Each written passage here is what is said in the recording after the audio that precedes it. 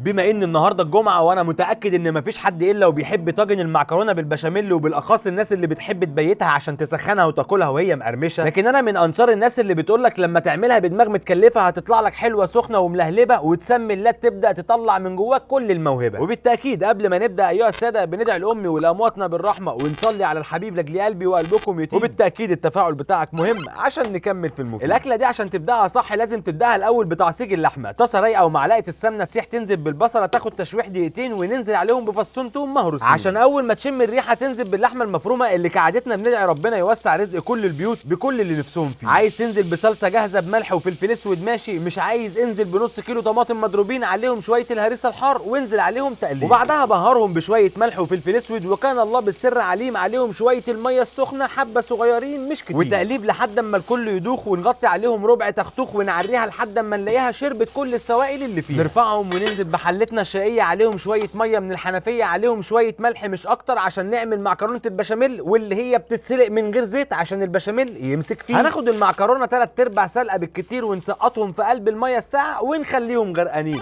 وندخل في البشاميل عشان مني مش تمل. طاسه ما تلسعش ننزل بمعلقه السمنه وزيهم زيت وتلحقهم بواحد 2 3 معالق من الدقيق، وبالتاكيد ننزل عليهم بالحليب لكن نصيحه حبه بحبه واجماليهم تقريبا لتر الا ربع بالكتير مع التقليب. وما تقلقش البشاميل بيبدا بتكتلات لكن واحده واحده بتفك معاك. بعدها نبهرها بشويه ملح ورش فلفل اسود او ابيض عليهم حبه مني جدعانه زعتر العرايشي، وفي الختام حبه كريمه طبخه عشان تظبط الكلام وتخرم ميزانيه شهر قدام. تقليب لحد ما نوصل للقوام المظبوط، بعدها نسحبها عشان تظبط الدنيا بالسحتوت. شويه بشاميل في الطاجن عليهم شويه المعكرونه ونخلطهم ببعض عشان يبقوا اول طبقه وتكون طريه مش ناشفه. وجدعانه من ابو الجوارح ننزل برش الجبنه عليهم، بالتاكيد اللحمه على قد الرصه اللي قدامنا وحبه البشاميل وبرده حبه الجبنه، ونكرر نفس اللي عملناه في اول طبقه اننا ناخد باقي المعكرونه في حبه البشاميل ونعملها توزيعه ونفردها على قد الكميه. وبالتاكيد ناخد الحلو على فرن سخن تحت 180 او حراره متوسطه لمده نص ساعه بالكتير، وبعدها نختمها برشه الجبنه المعتاده لينا على ما تعمل اللايك يا فندم. والكل اللي سالني عن الحلل او الصواني فالاواني اللي بستخدمها سواء تروفال جرانيت او تروفال بريميوم فهي مجموعه تروفال من تاتش الزنوكي وكذلك الاجهزه الكهربائيه. وبمناسبه عيد ست الحبايب كل سنه وكل ام واخت بالف خير، ومع انها حاجه بسيطه زي ما بقولها دايما لكن كل جنيه اقدر اخليك توفره انا هكون مبسوط. لذلك ده خد خصم 5% تقدروا تستفادوا بيه لما تشتري اي منتج من منتجات تاتش الزنوكي من خلال موقعهم. وبعتذر عن خروجنا من سياق الفيديو ولكن كان الشيء بالشيء يذكر. وبمناسبه رجوعنا هتلاقي الجبنه عملت صرخه مدويه هزت اركان الفرن من اعماقها، والحمد لله انها ظبطت كعادتي وشطارتي دايما وقدرت اقدمها وانا رافع راسي ان الراجل حتى لو مش شيف زي حالاتي يقدر يبدع ويعمل حاجات لو بس اتوفرت الامكانيات. وعشان كده بندعي دايما ان ربنا يوسع رزق الجميع ويرزقهم باكتر من اللي نفسهم فيه. بالتاكيد ما اتمناش اوصل للنهايه قعدتكم معايا مهما طولت ما يتشبعش منها، لكن حفاظا على وقتك وباقتك اقول لك ما تنساش هديتك ليا بتفاعلك ولا تنسى دعواتك لامي والامواتنا بالرحمه. ونظرا عشان الفيديو ما يبقاش طويل بالتاكيد انت ممكن تاكلها لوحدها عادي جدا مفيش اي مشكله، او انك تعمل جنبها اسكالوب زي ما انا ما عملتها بالظبط، لكن عشان الفيديو ما يبقاش طويل معانا فخليت ده لوحده وده لوحده نبقى خفاف كده مع بعضين. خد انت دي وهاخد انا دي.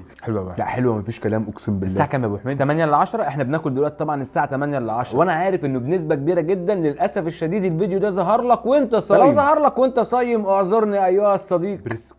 طب بقول لك ايه يا احمد، عشان انت واكل دماغي بالبريسكت كده فما تجيب لي كده حته بريسكت ونجرب الموضوع ده. تعرف تعملها؟ اعرف اعملها. غالية يا صاحبي غالية. ما انا عارف انها غاليه وهو انا اللي هجيب ما انت اللي هتجيب. هي مش محتاجه مننا اي حاجه، في بهارات جاهزه او احنا هنعمل شويه البهارات في البيت عليها على شويه المستردة ونحطها 4 5 ساعات في الفرن. نجرب. هات انت بس اللحمه. احمد هيجيب اللحمه واحنا هنجربها. قال وانا بدي الطبق لاحمد. تعالى طبقك خلص ما تتكسفش. خش اتلسع على طول. اول ما تتلسع تحط حبه سكر هنا. سكر؟ السكر غلي انا اسف خليك ملسوع.